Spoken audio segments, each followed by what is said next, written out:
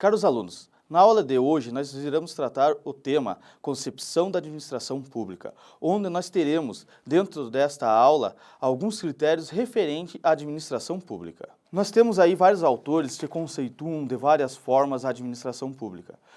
Dentre eles, nós temos Waldo, que diz que a administração pública são as organizações e a gerência dos homens e materiais para a consecução dos propósitos de um governo. Nós sabemos que, muitas vezes, um conceito ele se deturpa da realidade, mas dentro da administração pública nós temos que ter a consciência que os autores eles podem interpretar de várias formas, de vários formatos. Vai depender do sistema de gestão pública que cada país venha adotar, o Estado venha adotar e seja realizado. Então, nós podemos dizer que a administração pública ela é composta de organizações. E, para isso, nós precisamos conceituar e ter um patamar técnico dentro disso. Alunos, o que nós entendemos hoje como administração pública é formado por um conjunto de agências e de servidores profissionais, mantidos através de recursos oriundos da esfera pública e responsáveis pelas decisões, implementação do texto, conjunto de normas necessárias ao bem-estar social e gestão da coisa pública. A administração pública, então, ela é formada por um conjunto de fatores. Nós temos que lembrar que não existe apenas a figura do gestor público dentro de um sistema governamental, um sistema de governanças. Nós temos que ter a consciência que ele não administra por si só um município, um estado ou um país. Ele precisa estar incluso na coisa pública. Para isso, nós precisamos entender o que é uma gestão pública, de que forma é uma governança. Por isso, dentro da disciplina de gestão governamental, nós temos toda essa parte de concepção da administração pública. A administração pública, pública brasileira é composta pelos seguintes órgãos: Executivo, Legislativo e Judiciário. Executivo é a figura do prefeito. Legislativo são os órgãos legisladores, câmaras de deputados, câmaras de vereadores, o Senado brasileiro. E dentro do Judiciário nós temos o Supremo Tribunal Federal.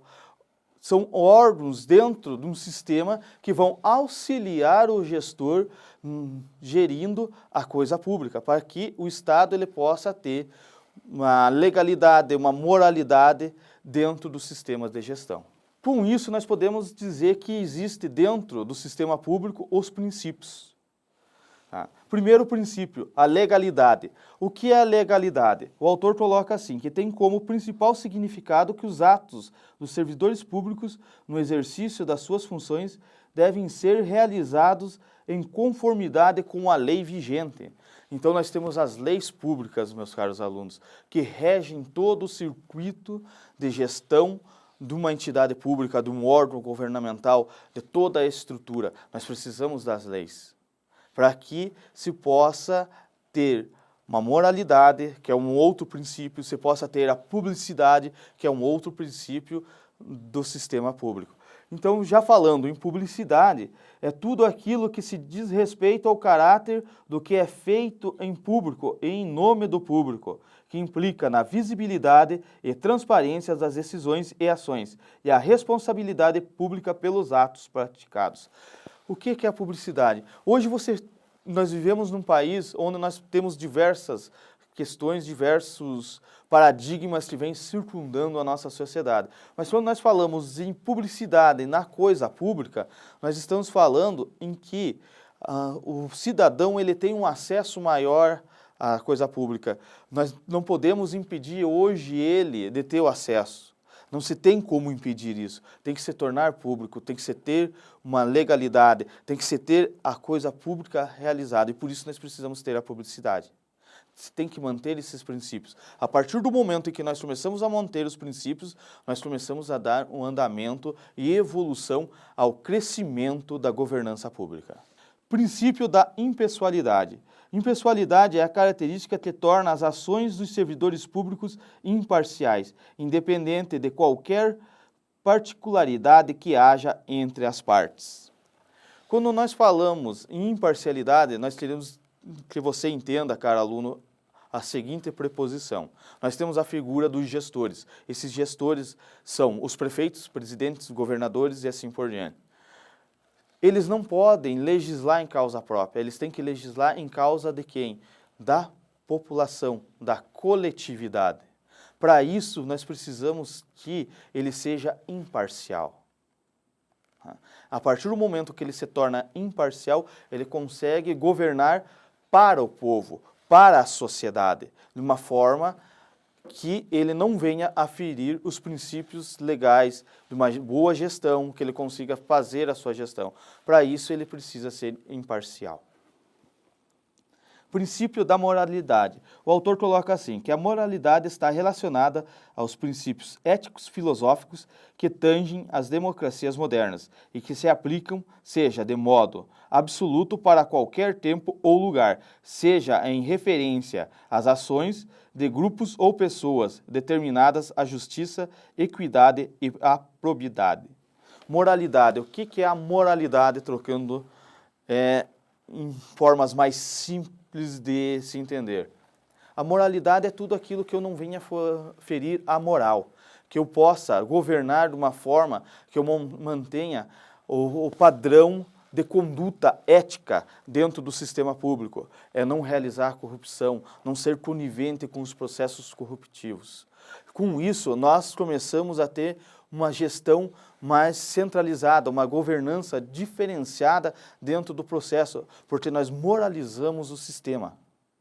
Porque parte a princípio do gestor, onde ele não participa de processos que não sejam legais e que venham a ferir a ética e o bom costume dentro do processo de uma gestão governamental. Princípio da eficiência significa que os atos da administração pública devem ser desempenhados visando a melhoria das relações custo-benefício no âmbito da gestão dos recursos públicos. O princípio da eficiência quer dizer o quê?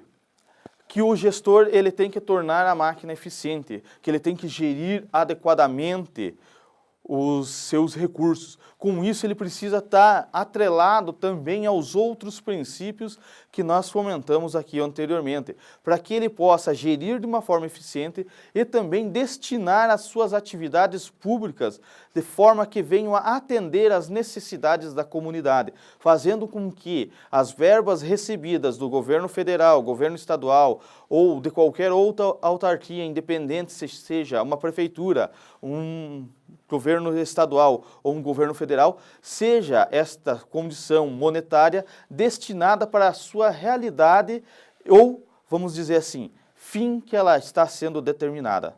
Para isso, nós precisamos que os órgãos gestores, junto com executivo, judiciário e legislativo, estejam dentro desse princípio de prioridades para que eles sejam probos e consigam gerir e destinar seus recursos da melhor forma possível a atender à necessidade do contribuinte. Caros alunos, espero que neste momento nós possamos trazer para vocês alguns conceitos da administração pública, principalmente voltado aos princípios que regem a governança pública. Bons estudos, caros alunos!